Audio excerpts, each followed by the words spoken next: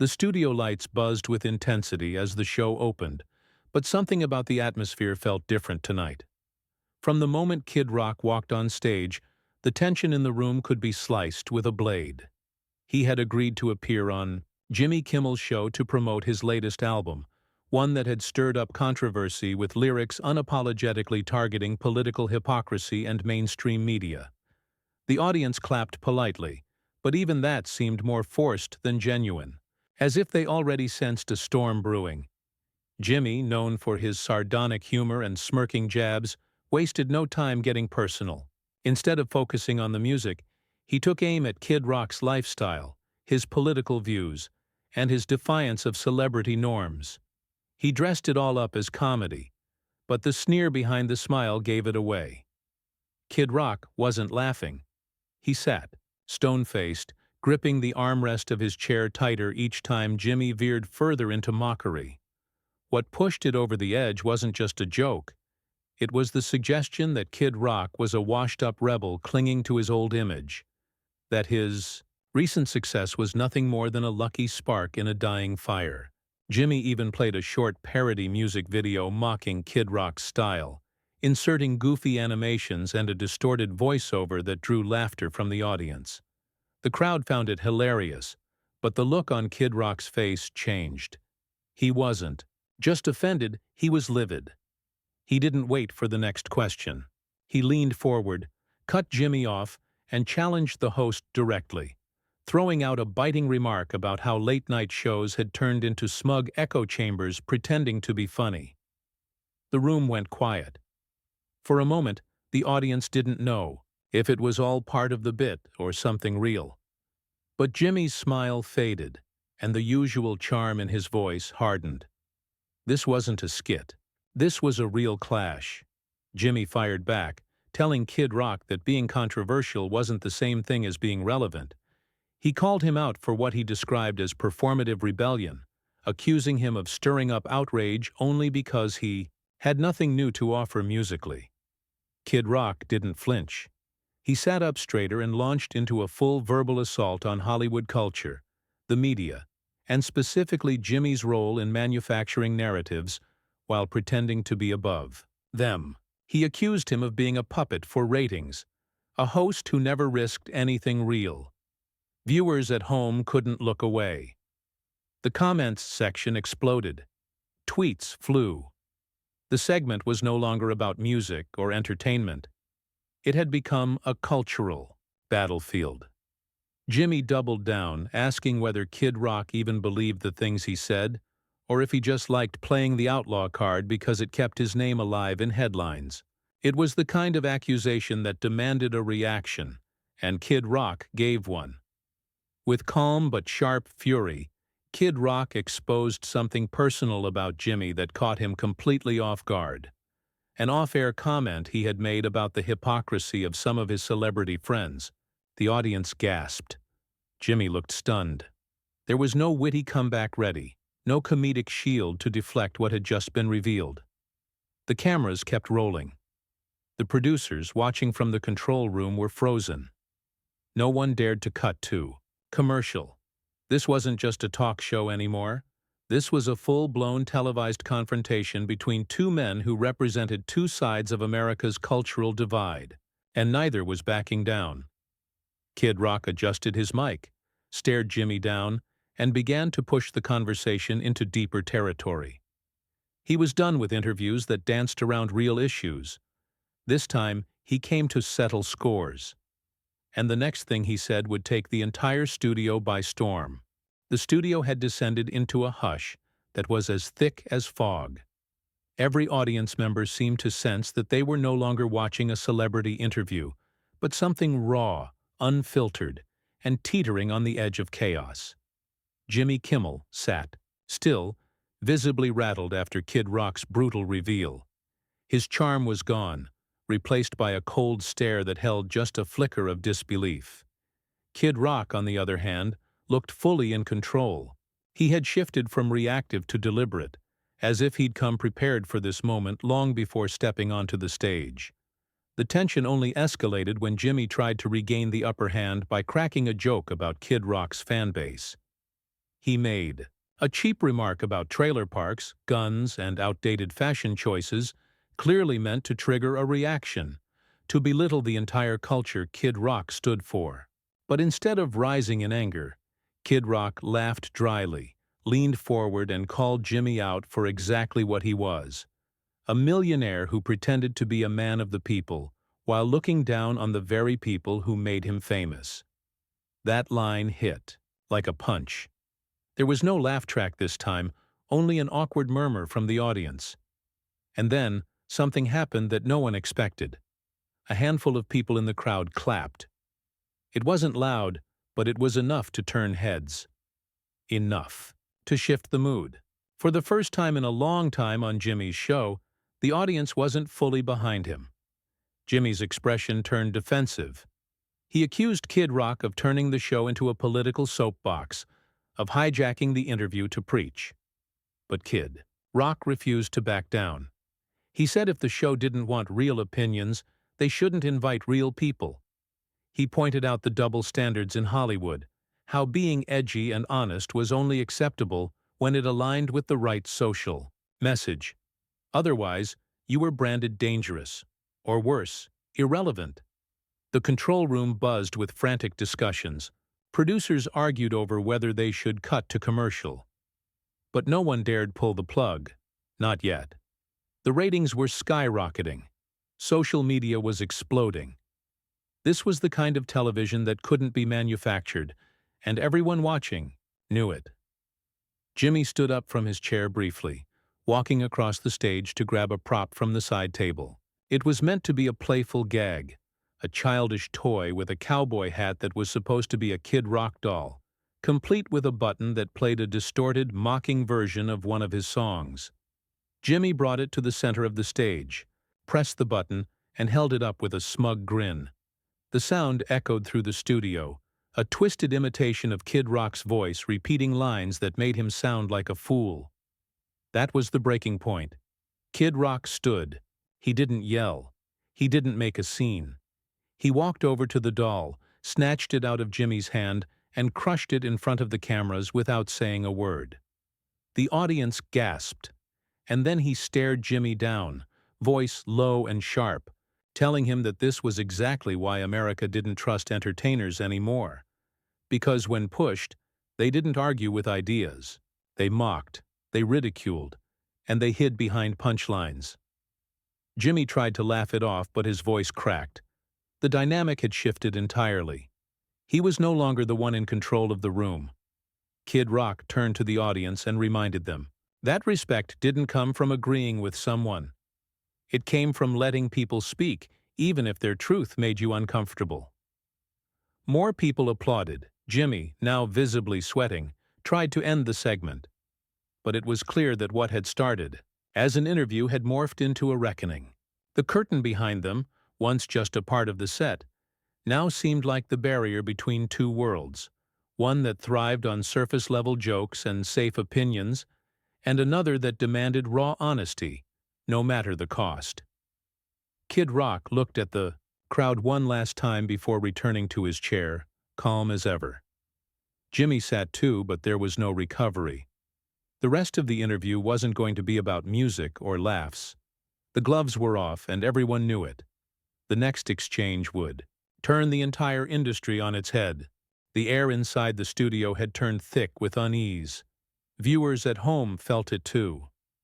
The camera panned slowly between Jimmy and Kid Rock, both now seated again, but radiating a silent hostility that no amount of lighting or commercial breaks could disguise. The energy had shifted completely. Jimmy's usual rhythm, the slick banter and polished humor, was nowhere to be found.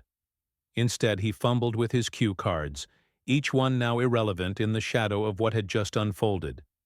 Kid Rock leaned back in his chair with the kind of calm that wasn't peaceful, but dangerous. He didn't need a script. He didn't need applause. He had something most guests never walked into the studio with: nothing to lose. And that made him the most dangerous man in the room. Jimmy tried to steer the conversation back to something safer, mentioning a charity event or a harmless anecdote from Kid Rock's past. But Kid Rock wasn't playing that game. He turned it right back, calling out how these shows always tried to smooth over tension with jokes and distractions. He wasn't going to be sanitized for television. Jimmy stiffened.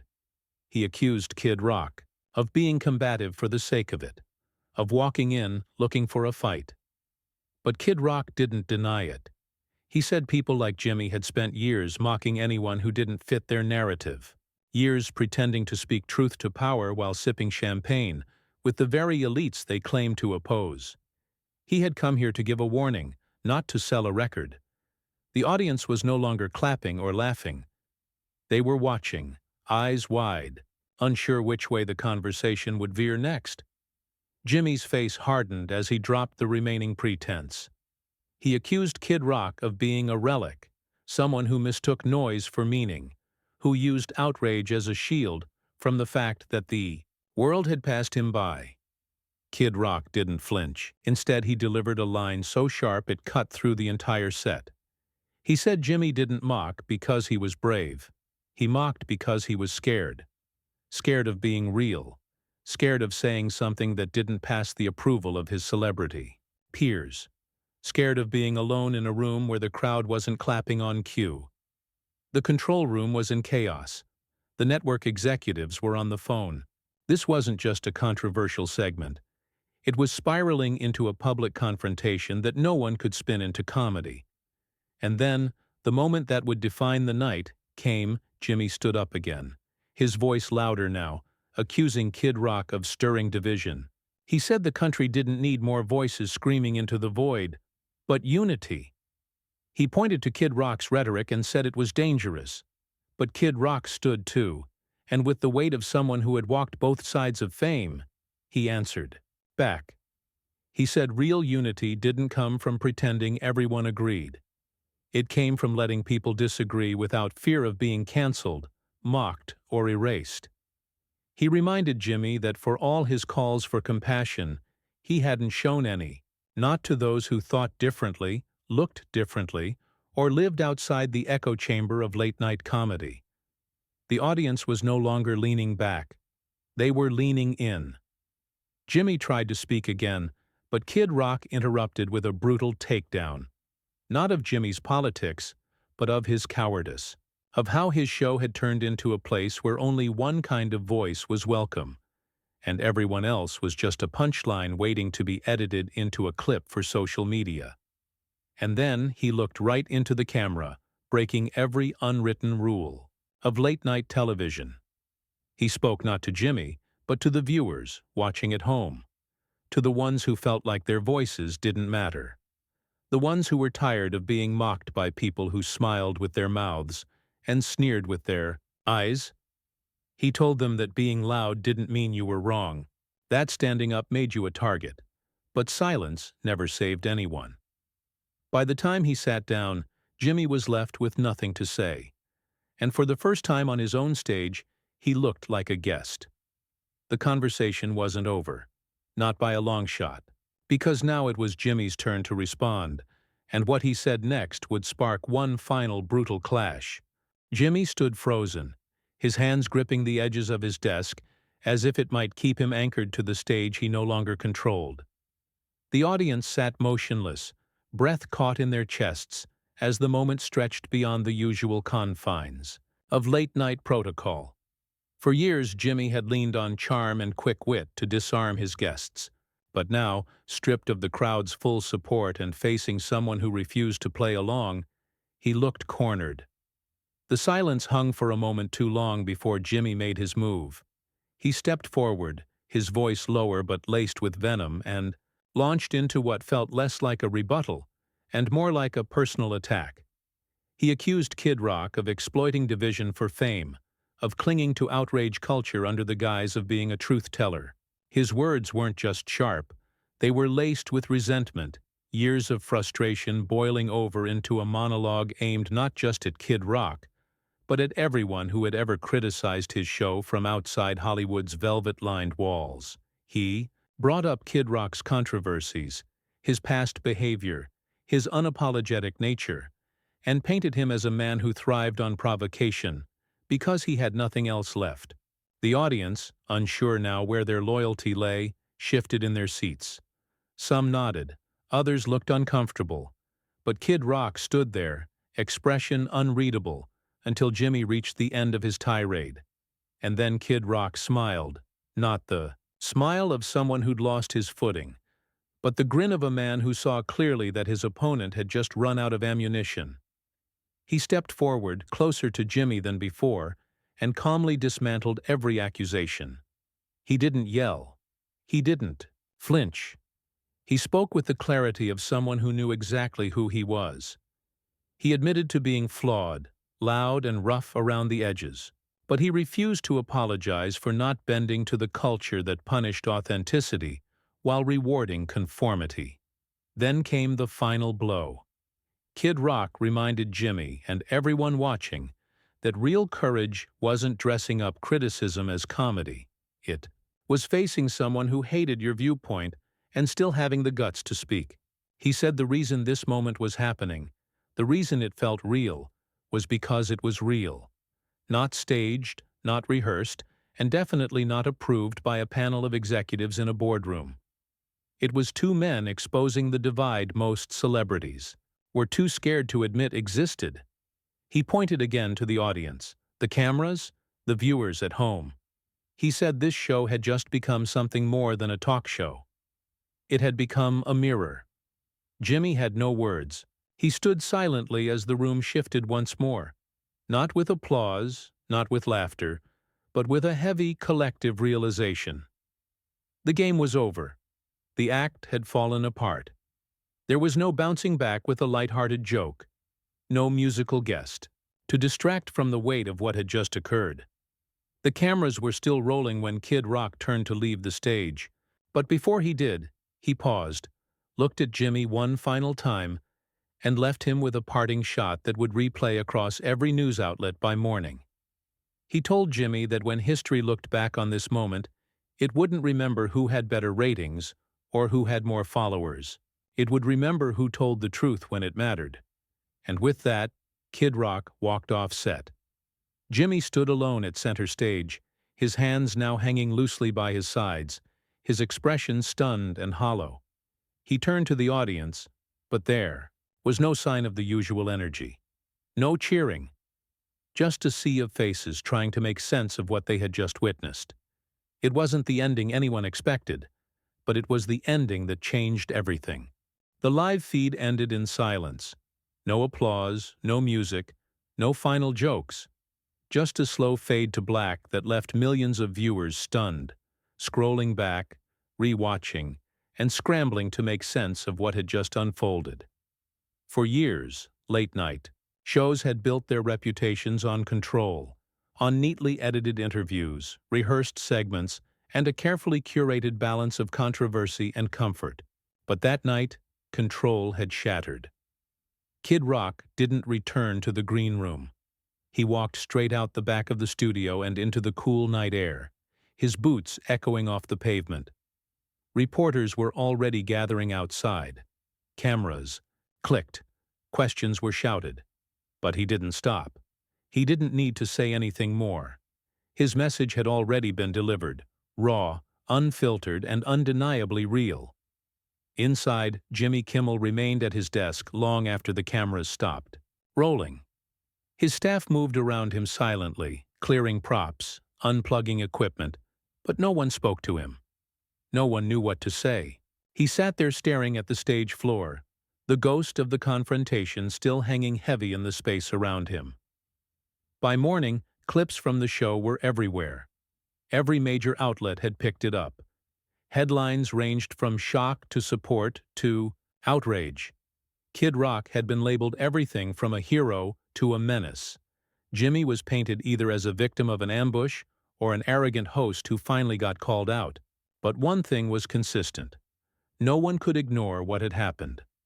The media scrambled to control the narrative, but the footage spoke for itself.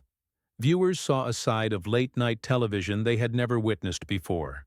There were no safe answers, no spin that could undo what millions had seen live with their own eyes. It was a cultural rupture, messy, uncomfortable, but undeniably significant. Kid Rock stayed quiet in the days that followed. No interviews, no press tour. He let the world talk while he disappeared into the shadows. But his words echoed louder than any headline. Fans from across the political spectrum, tired of being ridiculed by polished entertainers and corporate media machines, rallied behind him. They saw in him not perfection, but courage. And that was enough. Jimmy, meanwhile, returned to his show the next week. But something had changed. His monologue, usually slick and unshakable, was subdued. The laughter from the audience felt thinner, less certain. There was a hesitation in the air, as if everyone knew they had crossed into new territory and couldn't go back. He tried to make light of the incident, tossing out a few self-deprecating lines, but even he couldn't mask the shift. The confrontation had left a scar, one that couldn't be covered with comedy. In the end, Kid Rock didn't destroy Jimmy Kimmel. He didn't need to. What he destroyed was the illusion that these shows existed above the fray, that their jokes were harmless, that their mockery came without consequence. He reminded everyone watching that the people being laughed at were listening, and some of them were ready to fight back. That episode would go down as one of the most explosive moments in television history, not because it was staged, but because it wasn't. It wasn't just entertainment. It was a reckoning. Kid Rock had walked into the lion's den and refused to bow. And for that, millions remembered his name. Not for the controversy, but for the moment he stood his ground when it mattered most.